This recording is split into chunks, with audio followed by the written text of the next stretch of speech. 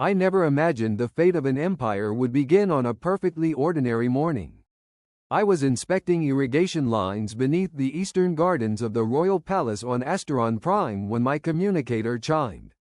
Queen Elizia Wayne had departed hours earlier for an emergency session of the Supreme Coalition Council at Helios Gate after all contact with the royal capital suddenly vanished. Rumors spread through the palace like wildfire. Some whispered of pirates, others of rebellion, but the guards' tense expressions told a different story. If the Queen's children were dead, rival houses would tear the empire apart, dragging half the galaxy into war. I tried to ignore the gossip. I was only Zach Rivers, a human maintenance worker responsible for gardens, power conduits, and broken machinery. Politics belonged to queens and admirals. My job was simple: keep the palace running. At least, that was what I believed until I noticed something no one else had seen. One impossible number on a maintenance display changed everything. I stepped closer to the maintenance terminal and ran the diagnostic again. The result did not change. Shield synchronization remained locked at 100.0000000%. That was impossible. Every system drifted, even the finest Asterian technology. A perfect reading meant the console was no longer reporting reality. It was reporting what someone wanted the operators to believe. I disconnected the panel from the network and attached my portable scanner. The palace computer insisted every generator was online, every security relay was healthy, and every defense grid was functioning without a single fluctuation. My scanner disagreed. Hidden beneath the polished stream of false data were tiny interruptions, each lasting less than a fraction of a second. They formed a pattern. Someone was cycling commands through the shield network so quickly that normal diagnostics averaged the disruptions into perfection. It was elegant, it was deliberate, and it was sabotage. A cold weight settled in my stomach. During my years with Earth Search and Rescue, I had learned that disasters rarely announced themselves with explosions. They began with details everyone else ignored. A door that should have been warm felt cold. A support beam carried weight it should never have carried. A computer displayed numbers that were too clean to be true. Those details had saved lives before. They were telling me to move now. I looked across the nursery.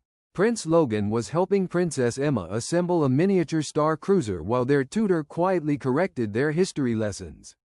None of them noticed the danger creeping through invisible circuits beneath the palace floors. Outside, guards marched their normal patrols, completely unaware that the fortress protecting the royal heirs had already been compromised from within. I reached for my communicator to contact Central Security, then stopped. If this was an internal conspiracy, the message would reach the very people responsible. The saboteurs would know they had been discovered before I even finished explaining the problem. I slowly lowered my hand. For the first time since arriving on Asteron Prime, I realized I could trust the machines in front of me more than the people around me. And that frightened me far more than any failing shield ever could. I forced myself to breathe slowly. Panic makes people predictable, and predictable people die first. I smiled at the tutor, excused myself under the pretense of checking an irrigation valve, and walked out of the nursery at the same steady pace. The moment the doors closed behind me, I turned into the nearest maintenance corridor and opened the palace infrastructure map. Hundreds of service tunnels stretched beneath the royal complex like veins beneath skin.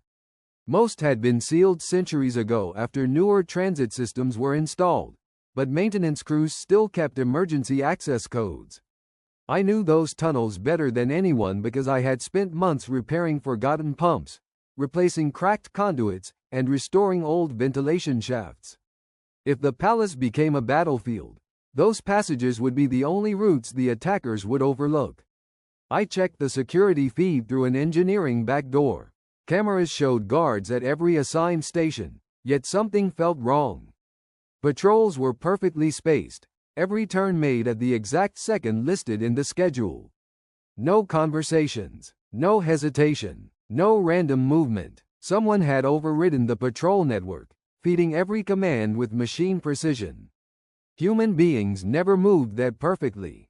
Neither did Asterians. Only programmed orders produced that kind of flawless rhythm. My communicator vibrated once. An encrypted maintenance bulletin appeared on the screen. Power fluctuation in the Western Shield relay. Technician assignment cancelled. Await further instructions. I had never seen headquarters cancel a repair without sending another engineer. Someone wanted every maintenance worker away from critical systems. That confirmed it. The attack had already begun. I looked toward the distant nursery wing. Logan and Emma still believed this was another peaceful day inside the safest palace in the galaxy. They trusted the guards, the walls, and the shields surrounding them. I trusted none of those things anymore. Quietly, I unlocked an emergency maintenance locker and removed a compact toolkit, 2 repair drones, portable batteries, industrial cutters, magnetic clamps, and a coil of reinforced cable. None of it was designed for combat. Every piece had been built to repair broken machines. I had a feeling I was about to discover how dangerous ordinary tools could become when survival depended on imagination instead of weapons. I slipped back toward the nursery without attracting attention. Palace servants hurried through the corridors carrying flowers, linens, and trays for the evening meal. They smiled politely as they passed me, unaware that the palace they trusted had already been compromised. Somewhere behind those elegant walls, someone had betrayed the queen. The thought stayed with me as I reached the service entrance beside the royal apartments. Instead of using my access card, I opened the hidden maintenance panel beneath the door. If the security network had been infiltrated, every recorded entry would tell the conspirators exactly where I had gone. The old manual override left no digital trail. Inside, Prince Logan looked up from the floor. "Did you forget something, Mr. Zack? I forgot to show you both a secret," I answered, forcing a smile that felt far more convincing than I expected. Princess Emma's eyes widened immediately. "A real secret? The best kind." The tutor frowned. "His Highness and Her Highness have lessons. They'll continue later," I replied gently. "The Queen asked me to inspect one of the old emergency shelters beneath the palace. She wanted the children to see it one day." It was the first lie I had ever told inside the palace. I hated how easily it came. Logan studied me carefully. He was young, but not foolish. "Something's wrong." I held his gaze for a moment before nodding once. "I think so." He didn't ask another question. Instead, he quietly took his sister's hand. We left through a narrow maintenance passage hidden behind a decorative wall. Few people even knew the entrance existed. Dust covered the ancient corridor beyond, and the lights flickered as emergency batteries slowly awakened after decades of silence. Behind us, the nursery doors closed with a soft hiss. Then every light in the palace went out. For 3 endless seconds, darkness swallowed everything. When the emergency lighting returned, it glowed deep crimson instead of white. At that same instant, the palace alarms should have begun screaming. They never did. Someone hadn't merely disabled the shields. They had silenced the entire palace. And somewhere above us, I heard the first distant gunshot. The shot echoed through the maintenance tunnels, followed by another, then 3 more in rapid succession. The palace above us had become a battlefield, yet the corridors around us remained eerily quiet. Emma squeezed my hand so tightly I could feel her trembling. Logan said nothing, but I could see the questions building behind his eyes. I wished I had answers. Instead, I guided them deeper into the forgotten passageways, keeping one ear on the distant sounds filtering through layers of stone and steel. The emergency tunnel had not been opened in decades.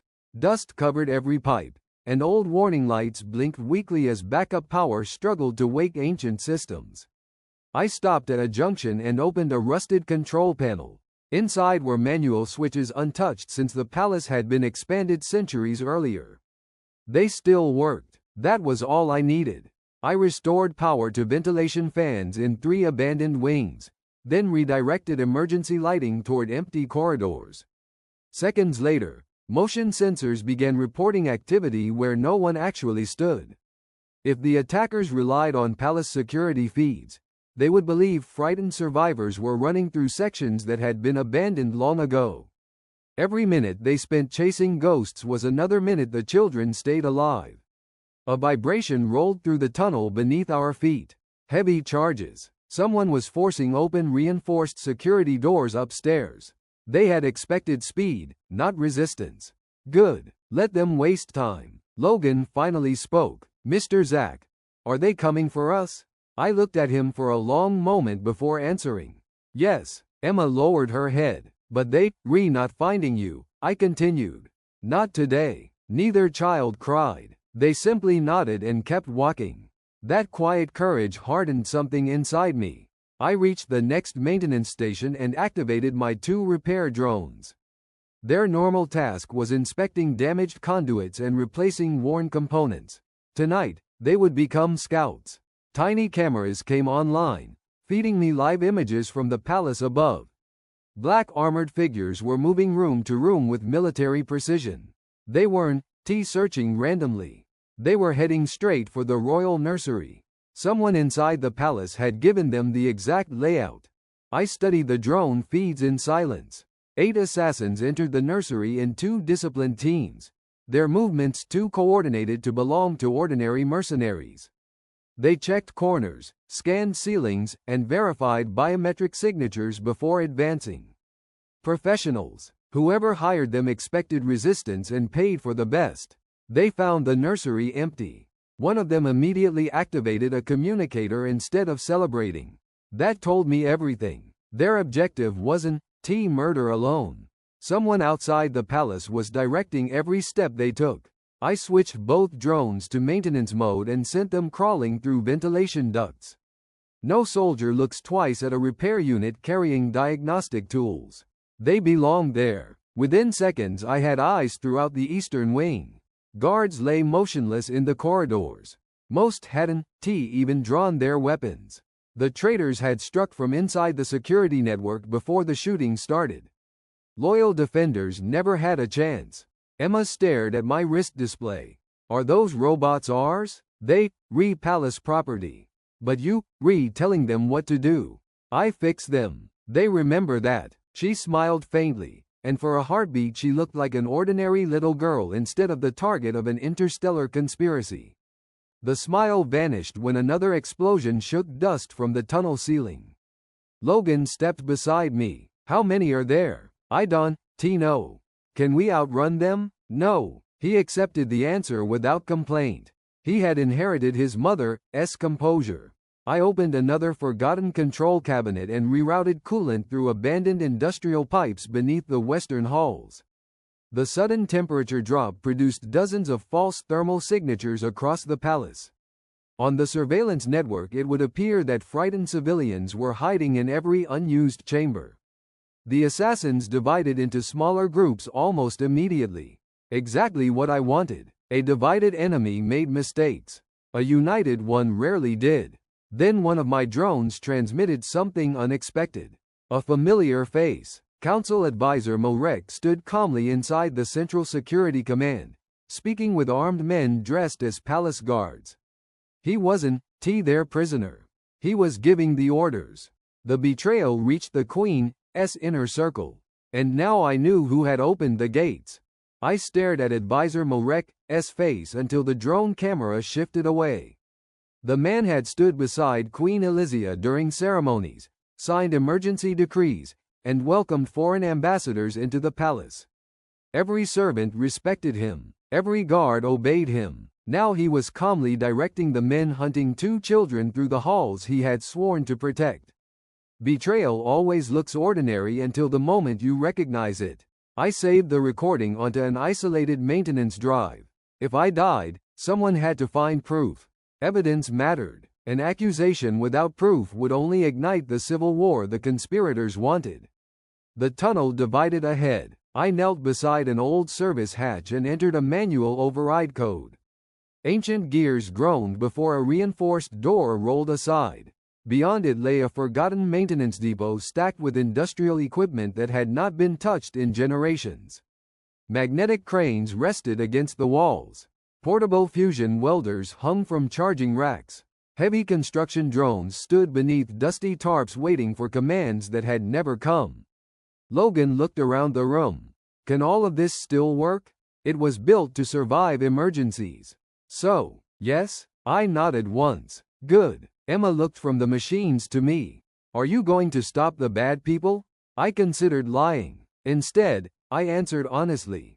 I am going to slow them down. The distinction mattered. Rescue specialists never promised impossible things. We bought time until help arrived. Except no help was coming.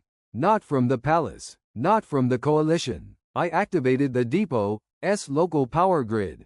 Lights flickered to life one row at a time, revealing shelves filled with industrial tools capable of lifting starship engines and cutting reinforced alloy.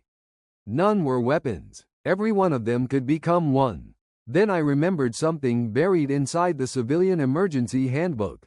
Independent cargo captains monitored humanitarian distress frequencies 24 hours a day. Most of the freighters orbiting Asteron Prime belonged to Terran crews. Without touching the palace network, I connected an antique maintenance transmitter to a backup antenna and entered the oldest rescue code I knew. Civilian emergency. Children in danger. Immediate assistance requested. The transmitter emitted only a faint burst of static before the confirmation light turned green. No reply came back. I had not expected one. Civilian emergency frequencies were never meant for conversations. They were beacons. Somewhere above Asteron Prime, every Terran cargo captain still listening to old rescue channels had just received my coordinates. Whether they came or not depended entirely on the kind of people they were. I hoped they were the stubborn sort. I disconnected the antenna and turned my attention to the depot. Time to work. The construction drones were ancient but dependable. Their processors lacked military programming, which meant no one had bothered hacking them. I loaded a maintenance routine, then quietly rewrote its priorities. Instead of transporting equipment, they would move whatever I marked as hazardous.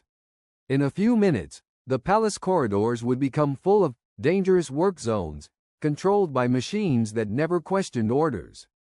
Logan watched every movement. You already planned this. I shook my head. No, I am making it up as I go. His expression suggested that answer worried him more than the explosions. It worries me too, I admitted. Emma climbed onto an old supply crate, hugging her knees. Will Mother find us? She's already trying. The words escaped before I could stop them. I believed them. Queens crossed galaxies to protect empires. Mothers crossed impossible odds to reach their children.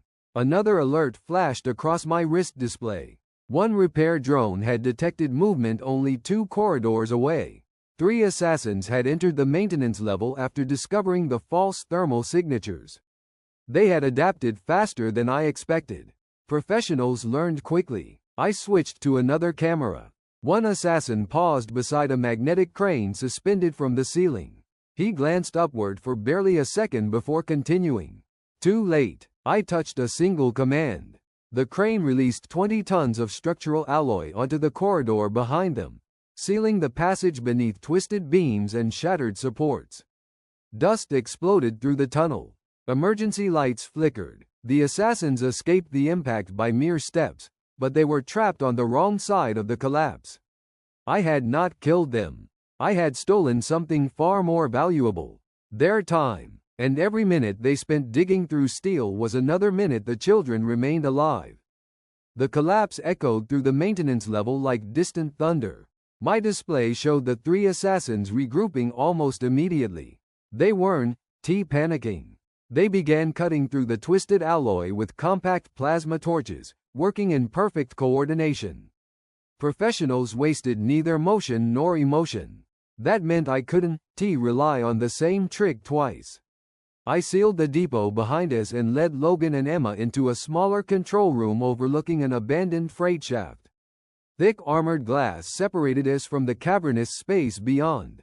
Rusted cargo lifts hung silently in the darkness, each capable of carrying heavy construction machinery between levels. I checked the manual controls. Hydraulic pressure remained stable, another forgotten system waiting for someone to remember it existed. My wrist display chirped softly. One of the repair drones had reached the central communications hub. I switched to its camera.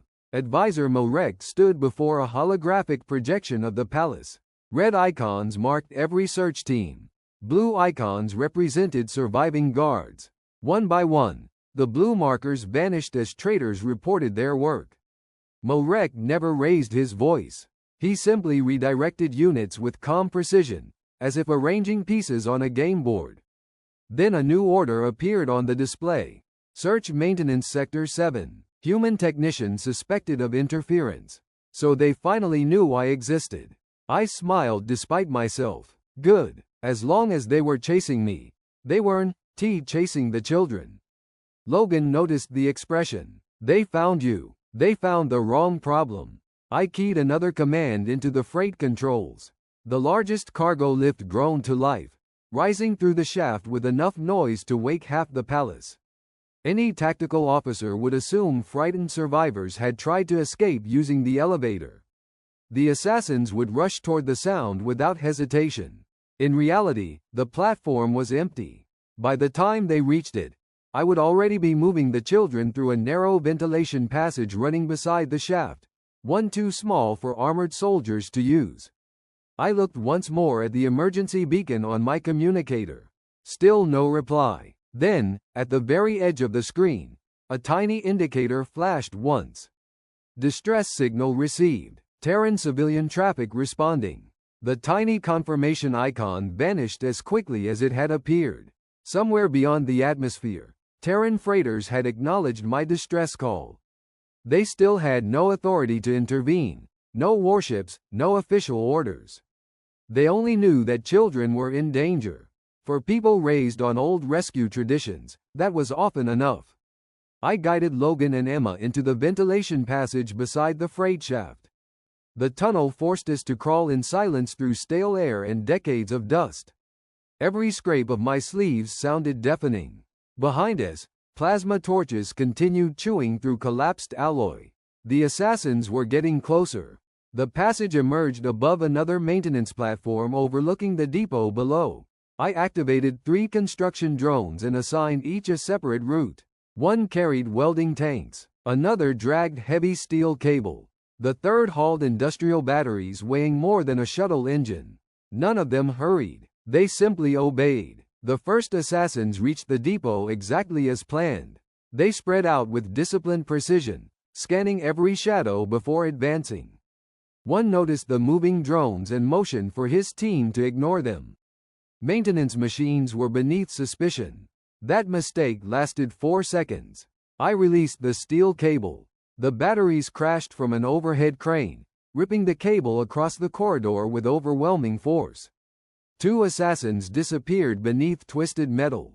A third was hurled against reinforced concrete hard enough to shatter his armor. The survivors scattered instantly, firing at anything that moved. The drones kept working. They did not understand fear. Neither did automated cranes. I sealed another blast door, splitting the remaining attackers into isolated groups.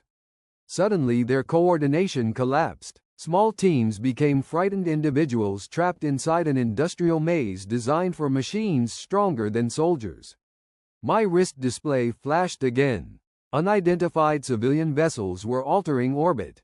5, then 8, then 12. None transmitted threats. None requested permission. They simply formed a silent ring around Asteron Prime. The rescue had begun long before anyone announced it.